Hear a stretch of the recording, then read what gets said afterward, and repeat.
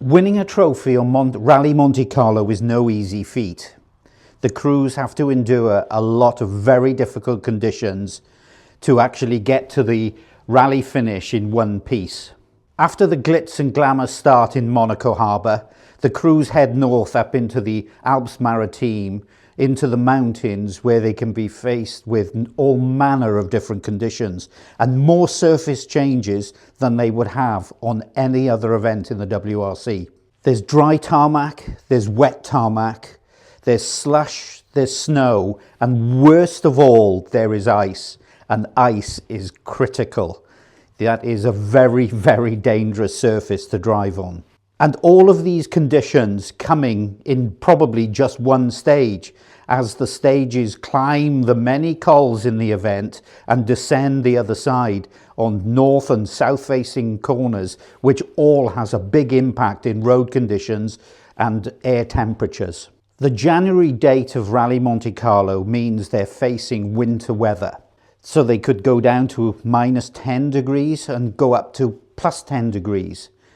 And although the crews would really hope for a very dry spell, which would give them relatively benign conditions and dry throughout, you know, it's very rarely like that. So the crews have to make a very, very difficult decision on what is the right tyre to use to cover all these numerous surfaces that they have to face during one stage. The highest stage of the rally is the very famous Col de Turini. It's been used on the rally for so many years. But at 1,600 meters high, you can guarantee that there will be snow on the top of Turini. Maybe not always on the road surface in those benign conditions I mentioned, but there'll always be snow piled on the side of the road. Now the spectators, they're cunning devils. What they do, they wait for the ice crews, which are attached to each driver, have passed through the stage, and then they will shovel snow on the road, trying to cause a very slippery corner and cause these guys to go off into the snowbanks. Fortunately, the teams always have people patrolling the col from each side of the mountain, so they'll kind of know where these places are. But that is the challenge of Rally Monte Carlo. Now in these overalls, with Malcolm Wilson in 1991, I did my very first Rally Monte Carlo, and the complexity that the event threw up in terms of a tyre choice. I've got some interesting paperwork that I've picked up to show you exactly how I thought I could help Malcolm, the team and Pirelli decide exactly what tyre we were going to use.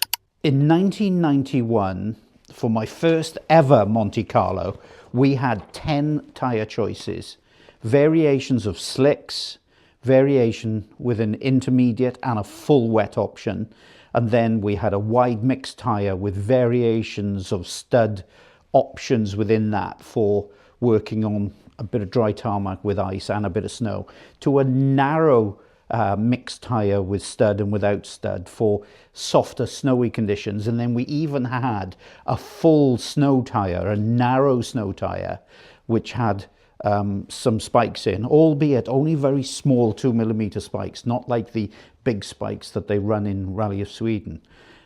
So we had, these tyres were very much optimized for a certain condition.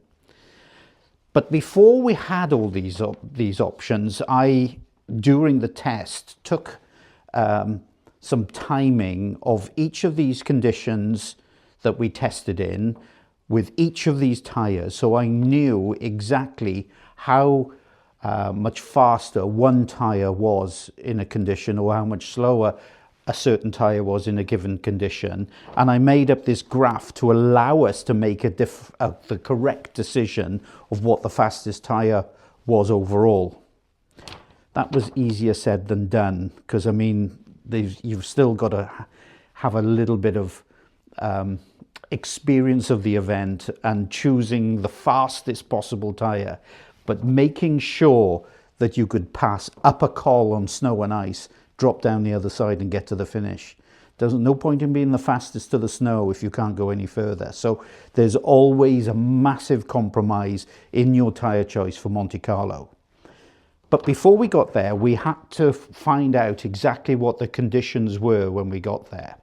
So in Monte Carlo, we had ice crews or gravel crews, whichever way you want to look at it. But they would report to us exactly what the road conditions were.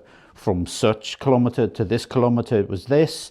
And then from 5 kilometres to 8, it was snow. Then it went on to patchy ice.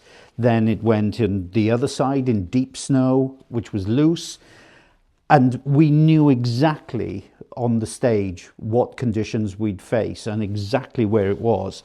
And that pitched in with what Pirelli provided us, which shows a graph of a stage, which again shows the height of the stage on the one side to the conditions that the stage that is on the one side and the length of the stage running underneath. So there we could see exactly where these different conditions were to help us again make a solid decision. I found these genuine ice notes that I used in an event with Colin McRae in 1999. And this is stage 1, Plan de Vitrolles to Fay. It's 48 kilometres, I remember that. From the start, it was chaos.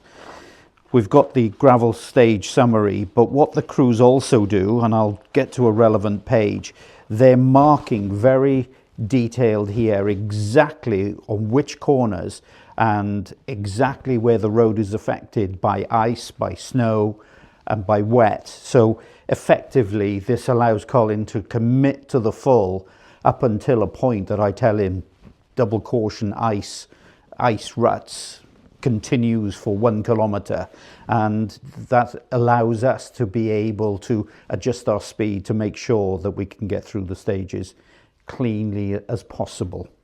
Other than the advanced gravel crew information, we also have weather crews that are in locations at certain points in a stage that we could call up on the radio and get the very latest weather information. What's quite critical is temperature, and if any road surface has changed, ground temperature could have warmed up and melted some snow or ice, which then helps us be a little bit more risky in our tyre choices. There's so much to consider, really is so much to consider in Rally Monte Carlo. The complexity of the event is nothing like any other event in the World Championship. It's mind-blowing. Remember, in the early 90s, we were choosing an optimum tyre for just one stage, where in 2024, they've got far less choice of tyres, but they're choosing it for 3 stages. So I've been thinking about this. Was it easier to make a tyre choice back in the early years, or was it easier this year? I think it's easier this year, with less choice, more stages. They've got a better compromise option. What do you think?